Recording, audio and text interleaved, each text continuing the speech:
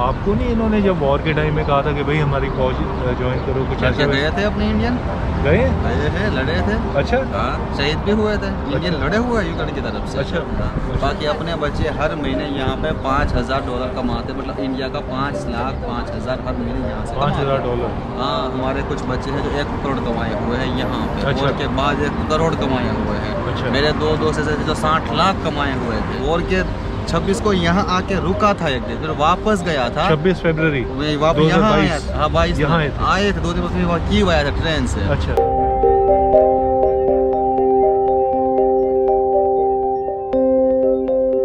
तो भाई बड़ी खुशी की बात है कि मेरे साथ अभी चलते चलते अचानक ही नज़र मिली और मुझे लगा भाई ये इंडियन है, अपने जैसे भाई है। ऑनेस्टली बताऊँ, ये अभी कैमरा मैंने ऑन किया, मेरी इनसे कोई बातचीत नहीं हुई है इससे पहले, नाम तक नहीं पूछा।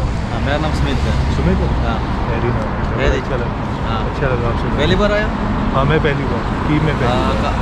कहाँ से? हंगेरी से या पोलैंड से? नहीं, मैं आया हूँ मोल्डोवा से। मोल्डोवा से। हाँ, वो किचिनौ से आए। हाँ, तो हम सब भी किचिनौ से ट्रैवल करते हैं और इंडिया जाना होता है तो हम यहाँ से का तो हंगेरी से जाते हैं। हाँ हाँ। या कुछ बच्चे किचिनौ से जाते हैं। अच्छा। वॉर के टाइम पे मेरा यहीं पे फ्लैट था, वहाँ पे हमारा फ्लैट था। अच्छा। अभी भी वहीं रह रहा हूँ, वहीं रुके थे। हाँ हाँ। मैं तो 25/6 को वेस्ट यूक्रेन में था।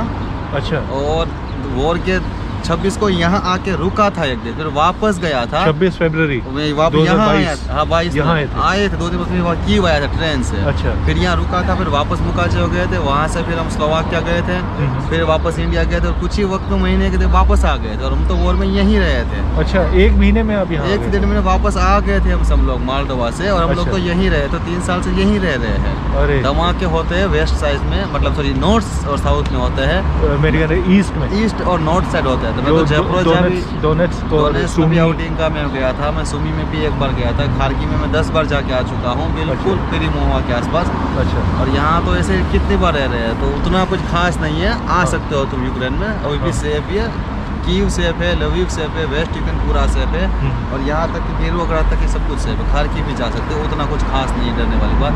और इंडियन बच्चे ज़्यादातर वापस आ ही गए थे और पढ़ाई खत्म करके चले गए और कुछ लोग पढ़ाई खत्म होने के बाद भी यहीं रुके हुए हैं और यहीं रह रहे हैं। अच्छा, अभी इंडियन बच्चे? इंडियन बहुत सारे रह ही रहे हैं। ठीक है, बस मीडिया में होता है कि हमारे इंडियन मीडिया में इतना बता देते हैं कि सब खत्म हो गया। हाँ। ये भाई पहली बार आया, लग रहा है कि यहाँ पे असल में वॉर चल भी रही है कि नहीं।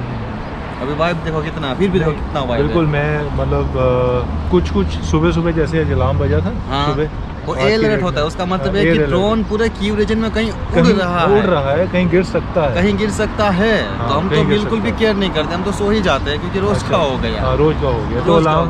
अच्छा, तो तब के टाइम में जब 2022 में बताओ कि यहाँ भी तो एक बार अटैक हुआ? यहाँ पे कुछ नहीं हुआ था। नहीं, सिटी सेंटर में कुछ भी हुआ ही नहीं था। वो 14 वाली फोटो दिखा रहे हैं जो यहाँ पे कूप हुआ था। यहाँ पे पूरे क्या कीव के एटलीस्ट सेंटर में एक धमाका तक नहीं उड़ा, तो एक कांच तक नहीं फूटा है। मैं ये सोचा 2014 में 14 की फोटो जब यहाँ पे प्रेसिडेंट यहाँ से भाग गया था और लड़कों ने यहाँ पे कूप किया था वहाँ पे।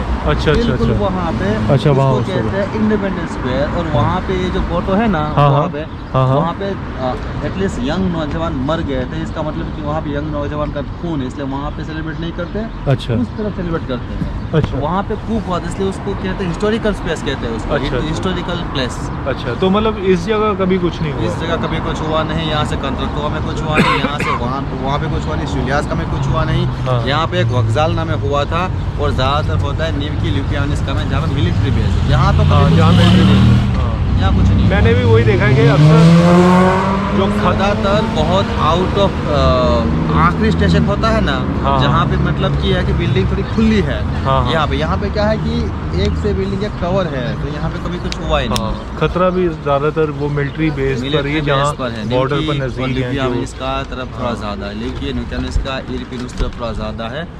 उस रेड लाइन वाले आखिरी में जो आता है ना अकेडमी, को आखिरी वाला, वहाँ पे थोड़ा खतरा है, वहाँ पे धमाके होते हैं। रिवर के उस पार तो कभी कुछ नहीं होता। तो आप शुरू में आए थे यहाँ स्टडी के लिए? हाँ, 17 में। हाँ। तो कितनी साल की थी स्टडी? 6 साल की थी। 6 साल की। 2023 में पूरी हो गई? 24 में पूरी हो गई। उसके बाद फिर आपने यहाँ जॉब करना शुरू कर? तो फिर यहीं के आप नागरिक हो? नागरिक में ये होता कि अगर वोर ना हुई होती तो नागरिक का मिल भी जाता और जो स्टडी का जो टाइम पीरियड होता है वो काउंट नहीं होता। अब जो मेरा होगा वो काउंट। अच्छा, अब से काउंट होगा। अब से काउंट होगा।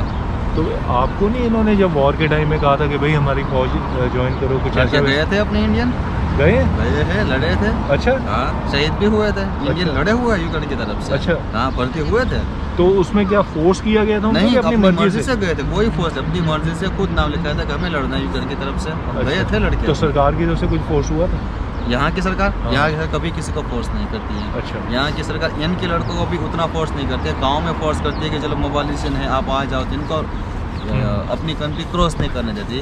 और हाँ। फॉरेनर के साथ ये लोग कभी फोर्सफुली किए ही नहीं है। ये लोग कभी भी अगर आपको कहीं भी दिक्कत हो तो ये लोग आपकी हेल्प करेंगे ही। हाँ हाँ। फॉरेनर को कभी ये लोग फोर्स नहीं किए। जो इतने भी फॉरेनर से आते हैं वो अपनी मर्जी से वॉलंटियरिंग करते हैं। मैं भी करता हूँ अपनी मर्जी से। मैंने खुद देखा, जिस हॉस्टल में मैं ठहरा हुआ था ना, वहाँ एक बाहर का लड़का है अफ्रीका का, वो खुद आया है वॉलंटियरिंग करने, और वो फौज में यहाँ काम कर रहा है। लैटिन अमेरिका से बहुत है, अमेरिका से बहुत है, ब्रिटेन से बहुत है, जर्मनी से बहुत है, पोलैंड से बहुत है। पूरे ऑल ओवर द वर्ल्ड लोग यूक्रेन में अपनी मर्जी से वॉलंटियरिंग करने आए हैं। अपनी मर्जी से फौज में वो आए हैं, अपनी मर्जी से आए हैं, किसी को फोर्स नहीं, सब अपनी मर्जी से आए हैं। लैटिन अमेरिका के लोग बहुत आए हैं और यूरोप के लोग बहुत आए हैं। तो मतलब जॉब के मामले में ठीक है यहाँ? नौकरी अच्छी है? नौकरी अच्छी है, अच्छी मिल जाती है, अच्छी मिल जाती है। इंग्लिश बोलनी आती हो, आप कॉल सेंटर में जॉब कर सकते हो। हाँ। हमारे कुछ बच्चे हैं जो 1 करोड़ कमाए हुए हैं यहाँ पे। अच्छा। और के बाद 1 करोड़ कमाए हुए हैं। अच्छा। मेरे दो दोस्त ऐसे थे जो 60 लाख कमाए हुए थे। अच्छा। ठीक है, मैं ही 1.5 महीने में 2.5 लाख कमा लिया हूँ। अच्छा। ठीक है, फ्रेशर हूँ। अच्छा। बाकी अपने बच्चे हर महीने यहाँ पे $5,000 कमाते, मतलब इंडिया का 5,05,000 हर महीने यहाँ से $5,000? हाँ हाँ, महीने का। वो तो मैं ऐसे ही बोल रहा हूँ। रिटेंशन वाले तो 10-10 में चले गए हैं। अच्छा, $10,000 कमा रहे रिटेंशन में, वो हेड बन गए वो तो। अच्छा।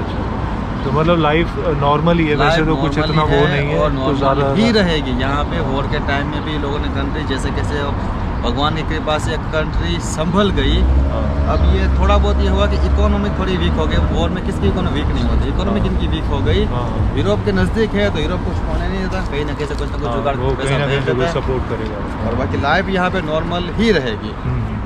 नहीं, वैसे भी मैं देखा हूँ कि एक चीज़ तो इनकी देखने वाली कि कहीं कहीं जहाँ अटैक हुआ, कोई बिल्डिंग डिस्ट्रॉय हुई, सड़कें हुई, ये बनाने में 24 घंटे लगाए। 24 घंटे से भी मतलब थोड़ा उस तरफ एक जगह पे थोड़ा धमाका हुआ था 3 साल पहले। अच्छा। रोड में खड्डा हुआ था, 8 आवर में वो खड्डा करके वापस चालू कर जाता लाइक 1 घंटे के बाद। तो जितनी बिल्डिंग टूटी है 80% इन लोगों ने रीबिल्ड भी करी। अभी कोई यहाँ आसपास है कोई ऐसी बिल्डिंग जहाँ मैं जा सकता हूँ, देख सकता हूँ? कोई ऐसी आसपास में तो बिल्कुल भी नहीं है, बिल्कुल अभी एक भी नहीं मिलेगी। वो अच्छा। दिखे भी नहीं, पता भी लगेगा कि ये टूटी थी कभी। तो फिर जैसे ये अभी पिछले हफ्ते नहीं, हाँ संडे को मिसाइल ड्रोन अटैक में की पे 550 मिसाइलें गिरी हैं। हाँ, तो उसमें से कहते 50 गिरी भी हैं। 50 गिरी भी है। तो वो 50 कहीं ना कहीं तो गिरी होंगी। वो भी नेट में जाना पड़ेगा वहाँ पे। वो साइट हो जाता है, वहाँ पे थोड़ा जाने नहीं देते हैं। अच्छा, ये होता है, सील हो जाता है। और बहुत दूर होता है वो, जाते बहुत लग जाएगा। यहाँ सेंटर के बहुत दूर। अच्छा, मतलब शहर के अंदर ऐसा कुछ नहीं मैं देख सकता? देखो बिल्डिंग टूटी फूटी यहाँ पे 36 मेट्रो है, उसमें से आखिरी के 4 मेट्रो गिन लो, अभी एक लाइन के। अब आखिरी के 4 मेट्रो इतने बड़े लंबे होते हैं कि यहाँ मेट्रो है, वहाँ से तुम्हारे 2 किलोमीटर तुम्हारा घर है, वहाँ से बस लेके आओगे मेट्रो में, तो वो तुम मेट्रो से बाहर जाओगे, फिर बस पकड़ोगे, फिर वहाँ पे एरिया होगा, वहाँ पे एक आधी बिल्डिंग टूट जाती है। तो ऐसा ढूंढना हम खुद नहीं ढूंढ पाते कहाँ पे। आज तक मैं ऐसी बिल्डिंग नहीं देखा हूँ जो टूटी हुई है। वक्जाल में एक बिल्डिंग है जो ये लोग रीबिल्ड नहीं कर रहे हैं। अच्छा। एक बिल्डिंग वक्जाल में, यहाँ से 3 स्टेशन वक्जाल मेट्रो मेन है, वहाँ पे भी यहीं इस तरफ है, इस लाइन में, यही वो लाइन, ये मैदान, फिर आएगा आपका यूनिवर्सिटी, फिर आएगा आपका वक्जालना। और आपको थोड़ा उसमें भी एक सर्च करना पड़ेगा, आगे जाके राइट लेके थोड़ा चलोगे तभी एक बिल्डिंग है, वो कादोर से पहले आती है वो बिल्डिंग। अच्छा। वो भी मिलेगी। वो एक घर है जो नहीं रिबिल्ड किया इन लोगों ने। अच्छा।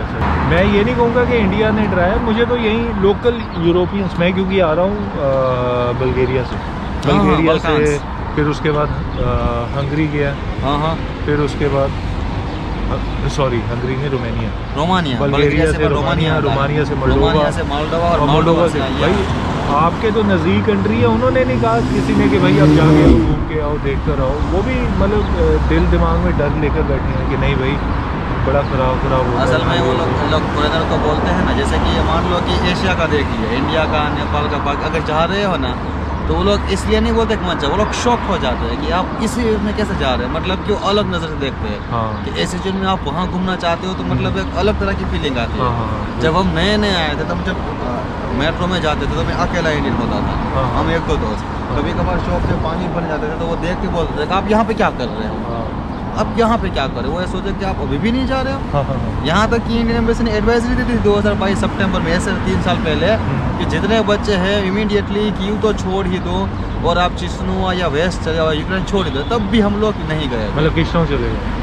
वहाँ चिस्नुआ और चिस्नु के बाजू में है ना चन्नीबीस चले जाओ, मोल्डोवा लवीव में? चले जाओ। मोल्डोवा से पहला कंट्री अच्छा। चन्नीबीस से, उसके बाद से मोल्डोवा आ जाता है, अच्छा। यूक्रेन का आखिरी शहर। अच्छा, वो आखिरी बॉर्डर पे होगा वो। उसमें मैंने सुना है कि भाई उसमें ओडेसा का इतना बुरा हाल है, हालांकि वेस्टर्न साइड है मोल्डोवा के साथ, लेकिन वहाँ कहते हैं कि रशियन शाम को आके परेड करते हैं अपने उस शहर। नहीं, ओडेसा पूरा का पूरा यूक्रेन के कंट्रोल में है, ओडेसा बहुत कुछ धमाके भी नहीं हुआ। हाँ, वहाँ पे 2022-23 में इन लोगों ने ज़्यादा मारे थे, क्रीमिया से ओडेसा नज़दीक हो रहा था, इसलिए ओडेसा में लोग ज़्यादा मारे थे। हाँ। पर ओडेसा में नहीं, ओडेसा एक बहुत बड़ा स्टेट है, हाँ। वहाँ बहुत सारे गांव है, तो रीजन में हुआ था, ओडेसा में नहीं। तो अभी हम जॉब पे जा रहे थे, आज संडे है, आज हमें छुट्टी है। हाँ संडे है भाई। हाँ, कल ही चला जाऊँगा, जितना भी धमाका, हम तो सुबह उठ के चले जाते हैं, हाँ। फिर रोज का हो गया। और सुबह यहाँ हर बुधवार को सुबह 9 बजे कोई शांति मिल एक मिनट के लिए कुछ सब रुक जाता है क्या? ऐसा नहीं होता, कभी कभार कोई फॉरेनर आ गया, बाहर से कोई मिनिस्टर आ गया, हाँ।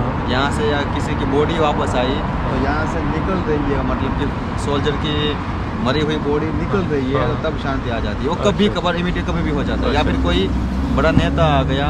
असल में जब सोल्जर की गाड़ी निकलती है ना बॉर्डर से वापस आती है, जो पोलन सोल्जर की मरे हुए डेड बॉडी, तब 1 मिनट के लिए यहाँ पे रुक जाते हैं, कभी भी वो निकलती है वहाँ कहीं से। ऐसा Channel called It's Airspace, AERY. ERY. ERY. Do you like our country in Ukraine? Yeah, very much. What do you like the most? I like the city center. The city? And what do you work here or you study? I work and study in the same time. Sorry, minute. Okay. There. I work like a bartender in cafe and also study in for the lawyer. We will go to the underground station and cross the street on this side. Okay. No, it's, And there is a metro station. Okay. It's pretty much normal, yeah. So there is Maidan of Independence. Thank you. I think you can get every other station you will need. So I need to go in another way. So good luck to Thank you. you. Thank you so much. Remember your name, please. My name is Eri. Ari. Eri. Ari. Your YouTube channel. Yeah, my YouTube channel. I will open it up. Wait, please. Thank you. Thanks. Thank you so much. Thank you. Have a nice day. What's your name? Nazar. Nazar. Yes, Nazar. Very That's nice to Ukrainian meet you. name. Nice to meet you too. Amazing person. Thank you. Yes, thank you. Have a nice Bye. day. Sure. अरे भाई पता क्या हुआ, मैंने ना अभी इनसे रास्ता पूछ लिया था, तो भाई पहले तो यहाँ कार्ड भी अपना स्वाइप हो जाएगा।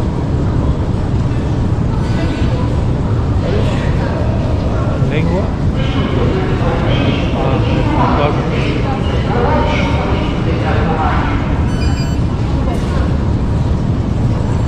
तो भाई मैंने इनसे रास्ता पूछ लिया था। भाई मेरे को मेट्रो स्टेशन तक छोड़ने आया बंदा यार, ये इतना खुश हो गया बात करते हुए। कहते आप इंडिया से आए हो, आप मतलब हमारे देश को घूमने आए हो, ये वो। तो भाई बड़ा खुश हुआ। और भाई ये देखो ये कितना बड़ा, मुझे लगता है ये मैं दुनिया के सबसे डीपेस्ट सबवे स्टेशन पे पहुंच चुका हूँ। दुनिया का सबसे डीपेस्ट सबवे स्टेशन है भाई ये जो दूसरा है वो है चोंकिंग चाइना, जहाँ मैं अभी जाकर आया था। भाई सोवियत यूनियन के जितने सब स्टेशन है वो आपको ऐसे ही मिलेंगे, एकदम इन्होंने टनल के अंदर बना रखे हैं और भाई एकदम गहरे गहरे, सारे लगभग ऐसे ही हैं, लेकिन ये तो कुछ ज़्यादा ही डीपेस्ट है यार। तो भाई खैर उस बंदे से मेरी बातचीत हो रही थी, तो कहता मैं ना आपको वहाँ छोड़ने जाता हूँ मेट्रो स्टेशन पे। मैंने कहा ठीक है भाई। तो मुझे लगा पता नहीं इतनी बंदा क्यों तकलीफ़ उठा रहा है। वो दूसरी तरफ से इंडिपेंडेंस पे से चलता मेरे साथ आया और यहाँ तक इसने मेरे को छोड़ा। उसने मुझसे पूछा कहते फॉरनर हो क्या? मैं कहा हाँ। तो जब मैंने कंट्री का नाम बताया इंडियन हुए तो बड़े खुश होते हैं यार, ये फॉरनर कोई आता है, खासकर इंडिया से आया हूँ, उनके देश को इस टाइम में देखने आया हूँ, तो बड़े एक रिस्पेक्ट लेवल है भाई उनके दिलों में। लिबिदिस्का, हाँ ये वाली है ना अपनी लिबिदिस्का, नीचे इंग्लिश में लिखा हुआ, ऊपर यूक्रेनियन में लिखा हुआ है।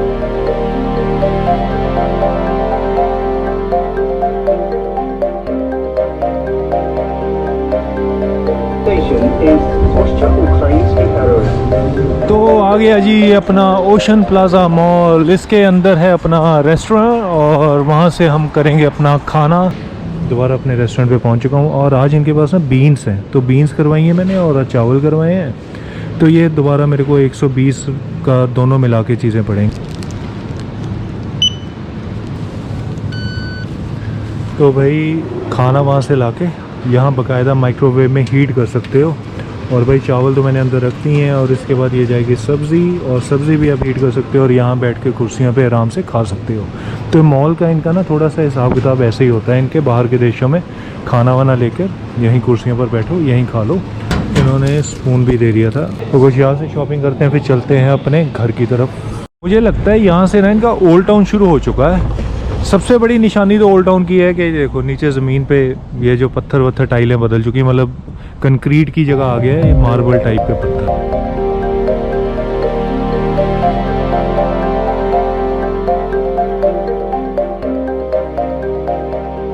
तो भाई अभी चलते चलते एक बड़ा अजीब तरह का ये बोर्ड आया है, हैप्पी वॉल लिखा हुआ है इसके ऊपर, हैप्पी वॉल।